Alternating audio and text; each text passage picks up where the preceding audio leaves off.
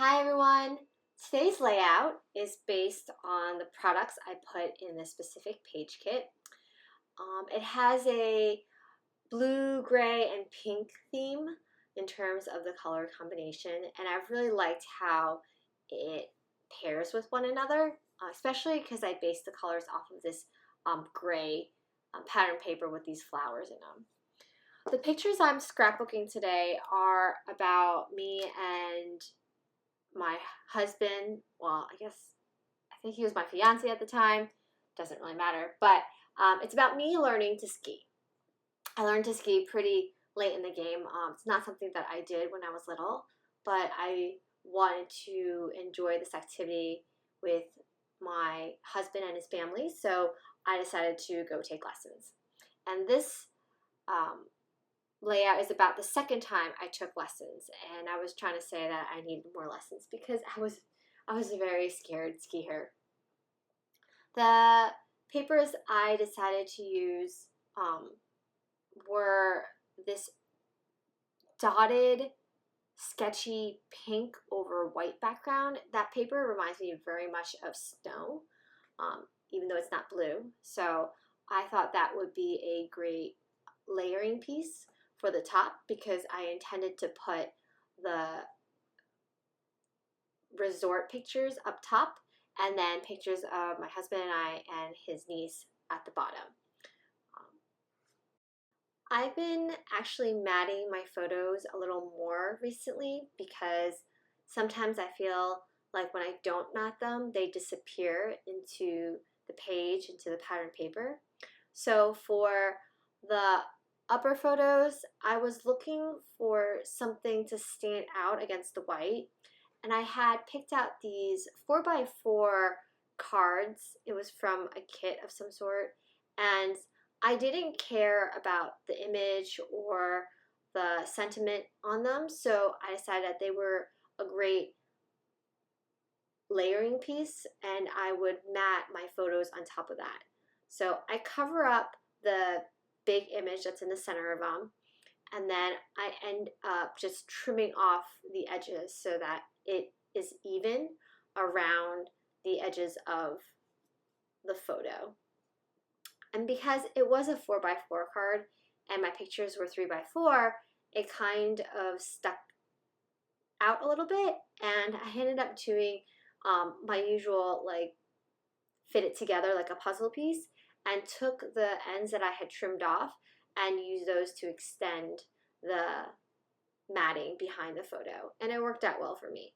You can't really tell unless you look really hard to see that I kind of pieced the different cards together. So I was debating if I wanted to do some tucking because I left pockets with those two big sheets of paper, pattern paper, as in case I wanted to do any tucking. But I have really wanted to use this long embellishment. It's actually a sticker. It's a black glitter sticker that has a cutout phrase in it. And this is my wonderful life. I've been trying to use these for a very long time. So I saw a great opportunity to cover up the seam between the upper layer and the bottom portion of the layout with this pretty glittered sticker. For the bottom photos, I use this handmade paper as my matting for the vertical 3x4 photos, and that helped lift it off of the gray pattern paper that was underneath. I would say 90% of the time whenever I do layouts, I like the photos to flow in a logical manner. So the pictures up top were earlier in the day, and then the pictures at the bottom were when the lessons were over and we were having lunch. Finding a good spot for my title was also debatable because I had a pretty long title. Originally, my title was More Beginner Lessons because they were my second beginner lessons that I've taken. But I didn't have enough letters for the word more and ended up using an alternative letter to do like a plus beginner lessons. The spaces that I had next to both set of photos, that nice open wide space on the pattern paper, just weren't big enough for me to squeeze the word beginner and lessons into. So I did decide that I would kind of frame the resort pictures, since there weren't people in them that I cared about, and it was a lot of open sky and open snow. So I felt that the title going over those open spaces on the photographs were the best location so that I could spread out the whole title.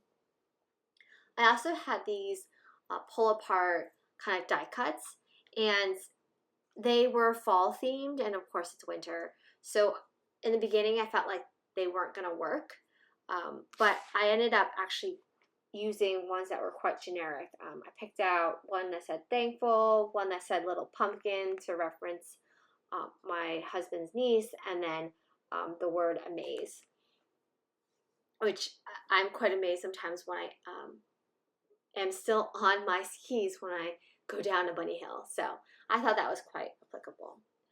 I did pull out the snow punch. It's a Martha Stewart snowflake punch, and I wanted to punch out this nice, soft, handmade paper that had glitter on it, and it just didn't work out. The paper was too soft that the punch couldn't do a crisp cut. So I ended up not using that punch at all, and just ended up using a lot of the embellishments that I had pulled out specifically for this kit. I also had pre-made a bunch of fringe ends at one point for other layouts, and I always take my leftovers and put them back into my scrap bin.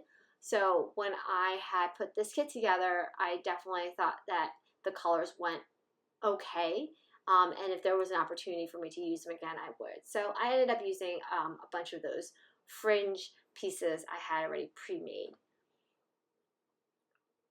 A section that I couldn't quite figure out in the beginning was where I was going to put my journaling.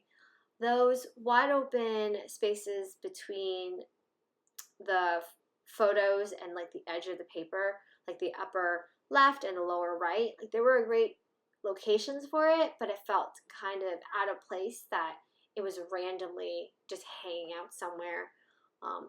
I wanted to ground my journaling, so I did get one of those small cut aparts and put all my journaling on that so that it kind of kept all of it together and it wasn't floating. But in the end, I just kind of tucked it close to the photos on the bottom to kind of just extend the photo collage that was there. I had a bunch of labels and embellishments that I thought would be great to do the three areas, the three clusters of embellishments to surround my photos.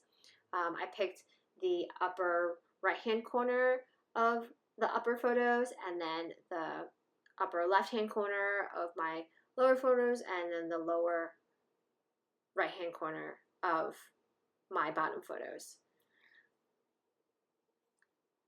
I also had a bunch of paper clips that I haven't used in a while. They were quite random. One had like a star, one was the @ symbol, and then the word best. And I didn't want to not use them because they're actually kind of hard to use. So I forced myself to just find three generic places that it would work well in. For the @ symbol paper clip, I did intend to write which mountain and where we were for these photos, so I thought that would work well by adding a label in that area as well. Instead of using enamel dots, I did have a bunch of brads pulled out, and these were this nice blue color, which goes well with the snow, so it also matched the flowers in the gray pattern paper as well. I had a couple of different sizes, and I used both of them, and they were just different shades of blue. And I think it kind of like brings a splash of color besides the black and the pink to the page.